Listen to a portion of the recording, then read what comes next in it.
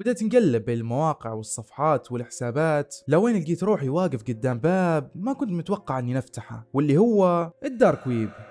يجيني في راسي سؤال واحد بس، لو نبي نخش داخل التليفون هذا هل نقدر؟ وبس إلى هنا أنا مش مجرم، لكن مستقبلا مش عارف. والأول مرة استقصدت إني أخش التلفون شخص، ما هو الشبكة عامة ولا هو موقع ولا هو منظومة. هالمرة حنتعدى على خصوصية إنسان. وفاضل قلب أول صفحة صور محادثات وتواريخ وتقارير ضحايا، كل ورقة قاعد يحطها على الطاولة نحس فيها كف على وجهي. ولكن للأسف سمعت الصوت اللي يعتبر النهاية، تخبيط على الباب وناس من ورا الباب تتكلم وتقول الشرطة افتحوا الباب.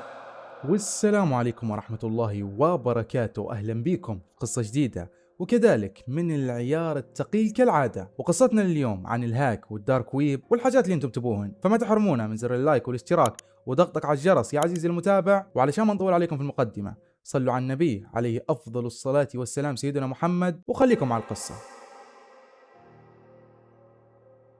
أنا سالم، ولو تشوفني لأول مرة أو تشوفني في الجامعة تقول هذا الإنسان هم الوحيد في الحياة اللي هي الدراسة. والحمد لله كنت مركز على دراستي وخاش في تخصص هندسة الحاسوب. ولكن في الحقيقة ما كنت أنا سالم نفسه اللي يعرفون الناس وتعودوا عليه، اللي هو ديما لاهي في قرايته وهم الوحيد اللي هي دراسته. لا، أنا لما نكون قاعد في البيت نرقد وننوض بس على صوت الكيبوردات وشن فيه وشن صاير وشن داس علينا النت. وما كان الشيء هذا مجرد فضول عادي، بل كان يجر فيا أكتر وأكتر ويخليني نحس إني ما اكتشفت أسرار النت ولازم علي إني نكتشفها. وفي الجامعة كنت الحمد لله الطالب المجتهد، وحتى من الدكاترة ديما يضربوا بي المثل ويقولوا انت ما شاء الله عليك يا سالم، انت مثال للطالب المجتهد، ويا ريت بقية الطلبة حتى هم يتعلموا منك. ونجو الجانب البنات تقدروا تقولوا كانوا مستلطفيني، الطالب المجتهد واللي درجاته ديما مسكرة واللي يعني في القراية فلتوز وما شاء الله عليه. وحتى من غير الطالبات حتى الطلبة ديما يحاولوا انهم يتقربوا مني، وكانوا حتى ديما يجوني يستفسروا مني هالمحاضرة ما فهمناها، هالنقطة المعينة ما فهمناها. وانا كنت مش مقصر مع حد، اللي يجيني يطلب مني حاجة ونقدر نديرها الحمد لله نديرها ليه ونفهمها عليها نقطة بنقطة ونتبع معاه. بالعكس الشيء هذا يجي يثبت المعلومة في راسي. ولكن مع كل الشيء هذا اللي قلته ليكم، كل مرة نمسك فيها تليفون ولد او بنت علشان نبعت له حاجة او نوريه حاجة او مهما كان من ندير له حاجة معينة، يجيني في راسي سؤال واحد بس، لو نبي نخش داخل التليفون هذا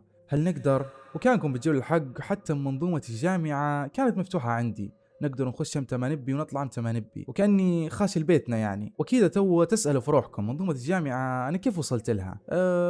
تقدروا تقولوا من وراء الاختراق. والحمد لله الكل واثق فيا، من دكاتره عاطيني كامل الثقه، ومن الطلبه حتى هم والطالبات نفس الشيء. وصلت بي حتى اني نقدر نمسك تلفوناتهم ولابتوباتهم الشخصيه، وهذا الشيء اللي ساعدني عشان نعرف كل صغيره وكبيره داخل الجامعه، والناس كل منها على بالها ان سالم الطالب المؤدب المثالي المجتهد اللي ما شاء الله عليه. وامي الله غالب عليها كانت شايفه في ولدها مستقبل، وكل يوم كانت تجي وتقول لي يا وليدي انت اللي طلعت منك بالحياه هذه، ابوك توفى، انت عيوني، انت قلبي، انت كل شيء يا ولدي، ان شاء الله ربي يسهل لك دربك وارفع راسي يا ولدي. وانا نسمع كلامها ونبتسم ونقولها ان شاء الله يا امي وربي يحفظك لي، ومن الكلام الحلو هذا. لكني ما كنت ماشي في الطريق اللي هي تبيني نمشي، انا كنت ماشي عكس الطريق تماما، لاني كنت ديما اول ما ارجع من الجامعه نخش على طول نلوح شنطتي نبدل ملابسي ونقعمز على اللابتوب بس، مش قرايه ولا بحوث ولا مشاريع، لا بل كنت نخش العالم تاني ونتبع في ثغرات بسيطة وتكون حاجات تافهة والناس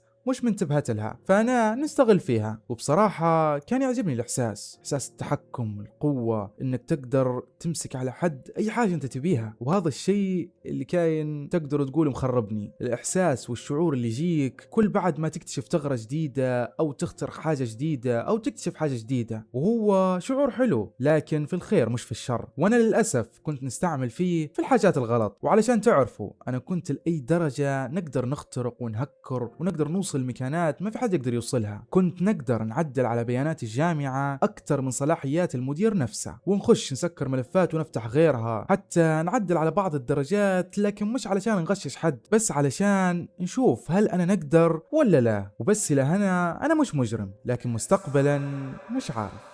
وفي يوم من الأيام رجعت من الجامعة ورقدت على طول علشان أول ما نوض تبدأ رحلتي في العالم التاني. وأكيد جاكم سؤال، ليش يا سالم تفضل الشغل في الليل؟ أنا ما نفضل الشغل في الليل، لكن في الليل أفضل لي في النت، لأن عندنا في ليبيا في النهار النت تقدروا تقولوا ضعيف ضعيف ضعيف جدا. فأنا نرقد في النهار أول ما أروح من الجامعة علشان أول ما نوض في نص الليل نبدأ رحلتي. وفعلا رقدت ونط في نص الليل، وأول ما نضت مشيت فتحت اللابتوب على طول وبديت نحاول نكتشف حاجات جديدة، وبديت نقلب بين المواقع والصفحات والحسابات لوين لقيت روحي واقف قدام باب ما كنت متوقع أني نفتحه، واللي هو الدارك ويب.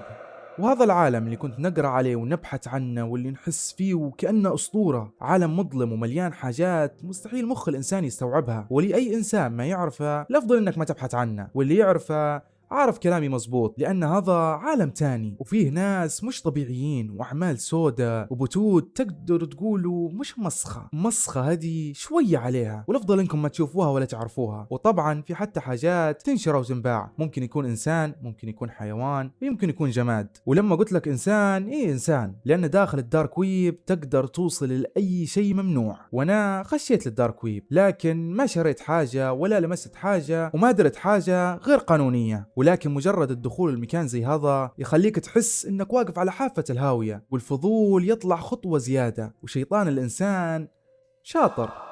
وفي وسط ما انا قاعد نتصفح صارت حاجة غيرت كل شيء. كان في منتدى صغير وعادي من برا، ولكن كانت فيه مواضيع عن الثغرات والوصول والهندسة الاجتماعية، وما كانت تعليمات بل كانت مناقشات وقصص وناس قاعدة تحكي في تجاربها. وفي واحدة من المشاركات شدتني، الباب ما ينفتح إلا لو خبطت على الباب بطريقة معينة. الكلام كان مجازي، لكن حسيته فتح راسي على شيء تاني. أنا نعرف كيف نخبط على الباب، لكن عمري ما جربت هالشيء هذا. ولما سكرت اللابتوب كنت نحس إن العالم هذا قاعد يجرني، ولكن في وقتها لعنت الشيطان ورقدت. ورجعت للجامعة تاني يوم، ولو ماشي في الممر شفت بنت واقفة وقاعدة تهدرز هي وصاحبتها، وكنت نعرفها لأنها من البنات اللي جمعني بيها قبل نقاش أو حوار على حاجة معينة. ولما شافتني جاي ضحكت وسلمت علي عادي طبيعي، وتكلمت وقالت لي يا سالم، راهو من آخر مرة أنت لمست فيها التليفون راهو مرة يدير في أصوات غريبة ما عادش فهمتها من شنو، وكل مرة بنقول هاو تو يوقف لكن ما وقف، وهاو شفتك بالمرة قلت خلي نقول لك عليها مرات عندك ليها الحل. وضحكت لها ورديت عليها وقلت لها عادي تو تمشي، أكيد من الإشعارات في مواقع أنت خاشة عليهن أو حاجة زيك.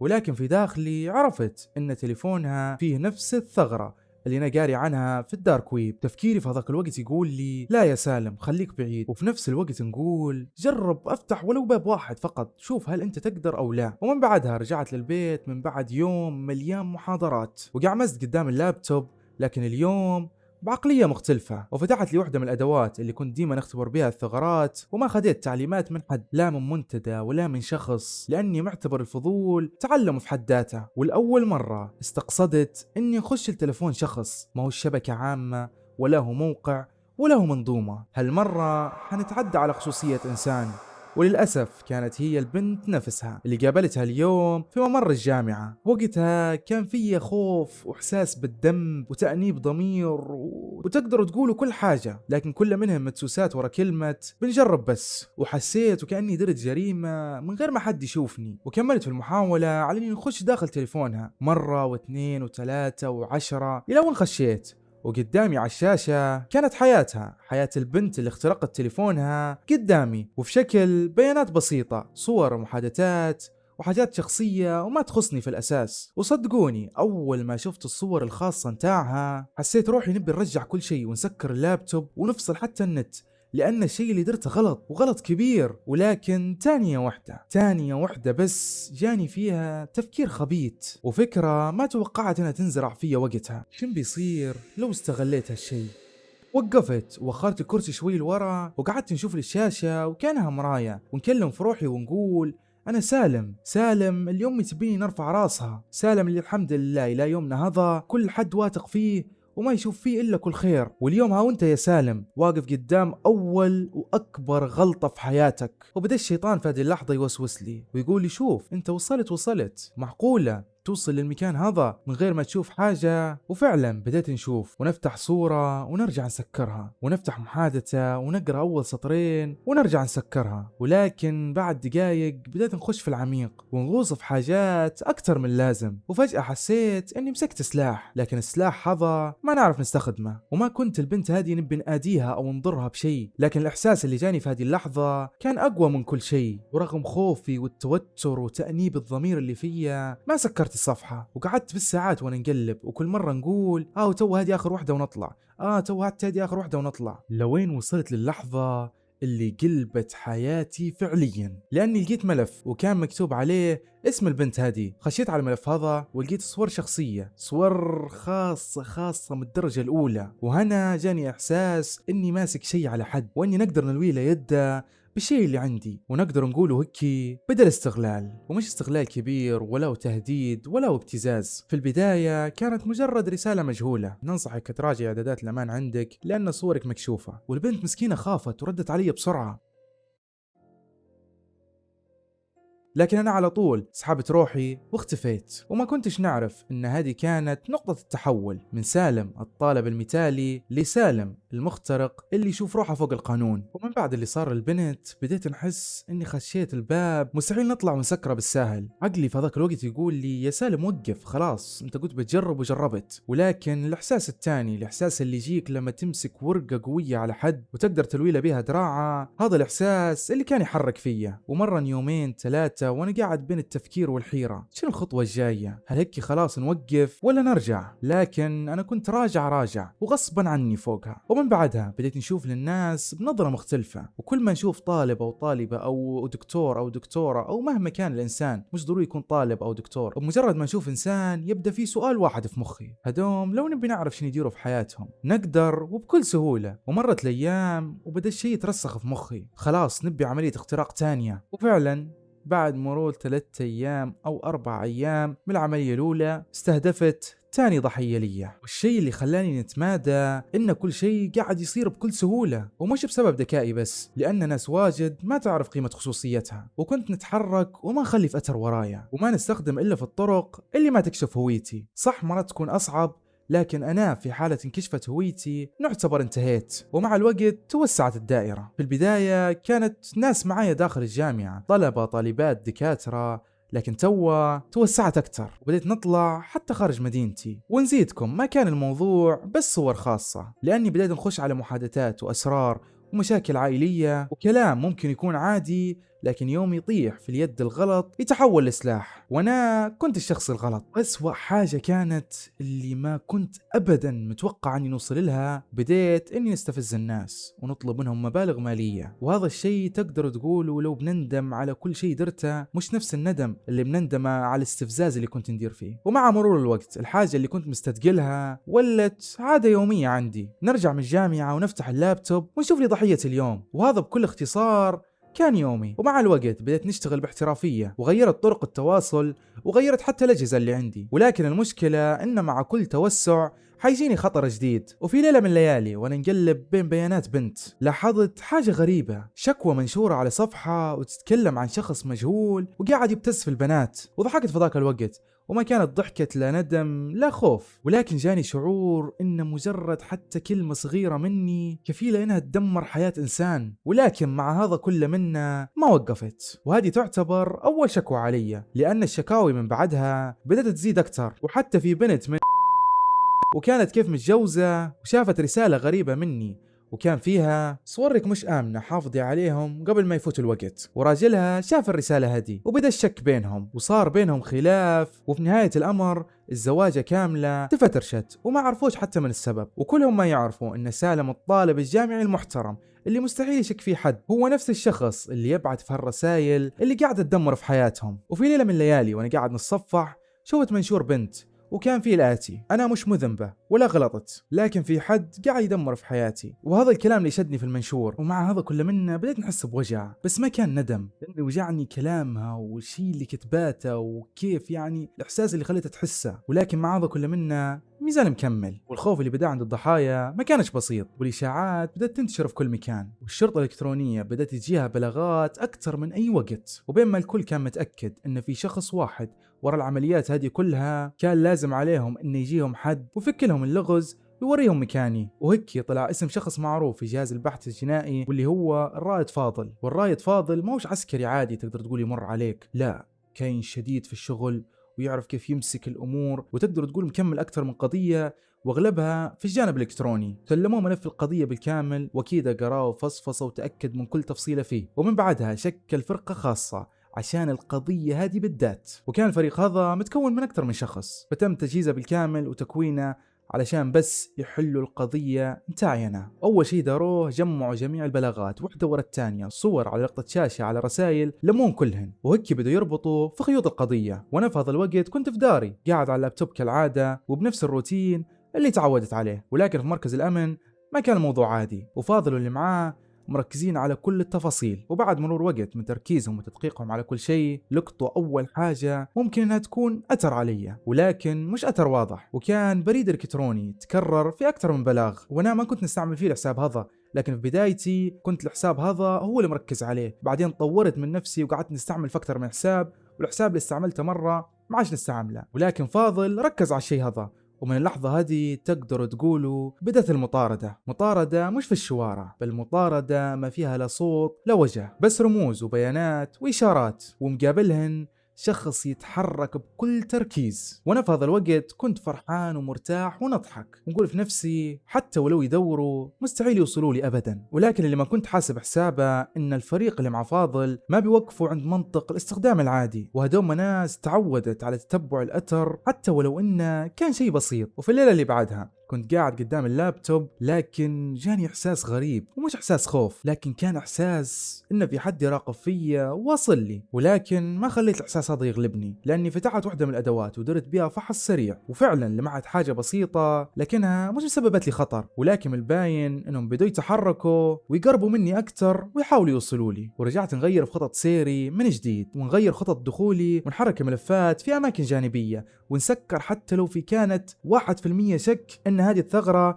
ممكن توصل الشرطة لعندي. ولكن عند الشرطة كان فاضل يعيش نفس اللحظة لكن بطريقة تانية، ويجمعوا كل الآثار الصغيرة اللي لقوها علي، وكانوا يحاولوا انهم يجمعوا صورة لشخص مش مجرد مستخدم. وانا بدأت نستوعب ان الموضوع ما عادش ولا تجربة ولا لعبة، الموضوع خلاص خد منحدر تاني. ولما تبدأ تحس ان في حد قاعد يدور وراك تفكيرك حيختلف وتبدأ تشك في ابسط الاشياء. لكني ما كنتش خايف او متوتر، بل كنت مركز واخذ الموضوع كتحدي، ودام انهم يبوا يلعبوا خلينا نلعبوا. ومن بعد ما غيرت حركتي داخل العالم اللي نتحكم فيه من وراء الشاشة، استوعبت حاجة مهمة، مش كل هروب يعني أمان، وفي أوقات الهروب يخلي اللي ضدك يشوفك أوضح. كملت بس قاعد أراقب، وفي وسط مراقبتي حسيت بشيء غريب داخل مسارات القنوات، وكان شيء مختلف شوية. وطبعا بديت نتصرف وكأني ماني شايف شيء، وخليت الموضوع ماشي طبيعي وكأني مش عارف انهم قاعدين يراقبوني. في الجانب الثاني فاضل ما كانش راقد، وكان يتابع كل حركة بكل هدوء وقاعد يستنى بس في غلطة مني. وبعد مرور وقت طويل وايام من المراقبة والهروب صار الشيء اللي ما توقعت انه يصير ابدا. كنت قاعد قدام شاشة اللابتوب وما فيش اي مؤشر للخطر، لو يوصلني تنبيه بسيط شبه عادي لكن مش وقته. وفتحت النافذة الا لقيت محاولة دخول فاشلة، وما كان اختراق بل كان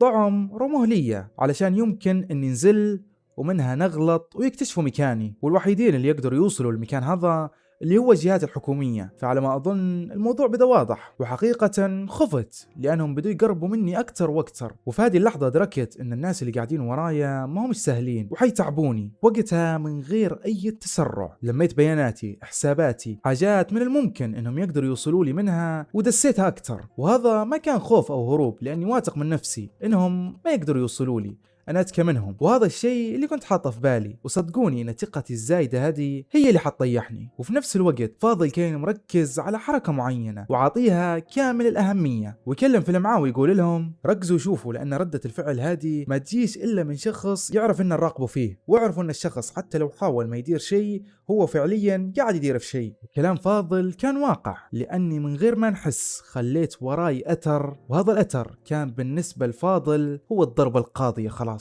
وحتى أنا في حد ذاتي ما عرفتش الأثر اللي خليته وراي، بس عارف حاجة واحدة واللي هي إني غلطت. وقعدت نحاول نشوف شو الخطأ وشين الشيء اللي خليته وراي، وين المكان اللي خشولي منه، لأن من المفترض إني مسكر كل شيء وما فيش أي مكان يقدروا إنهم يخشوا منه. ووسط اللخبطة والشيء اللي أنا قاعد فيه وقفت سيارة قدام البيت، نضت من مكاني وشفت من الشباك إلا ونشوف سيارة سوداء وناس لابسين لبس عسكري. وعلى طول مشيت علشان نحذف كل حاجة علشان يوم يسألوني ننكر، وبدأت على طول نحذف وندس ونمسح كل أثر ممكن إنه يربطني بعمليات الاختراق. ولكن للأسف سمعت الصوت اللي يعتبر النهاية، تخبيط على الباب وناس من ورا الباب تتكلم وتقول الشرطة افتحوا الباب. أمي في هذا الوقت طلعت من دارها وهي خايفة وقالت لي شن في يا سالم شن صاير؟ وما قدرتش أرد لأن ما في شيء بنقوله يمكن انه يشرح الشيء اللي جاي. وامي زادت قربت مني وضربتني على صدري وقالت لي يا ولدي شندرت قول لي، لكني قاعد ساكت ومصدوم من كل شيء قاعد يصير. وللاسف امي فتحت لهم الباب وتكلمت معاهم ومش عارف اصلا شو الحديث اللي دار بينهم وبين امي، وقالت لهم ان سالم موجود داخل. وجتني من بعدها وكلمتني وقالت لي اطلع يبوك برا. وفعلا طلعت وانا راسي في الارض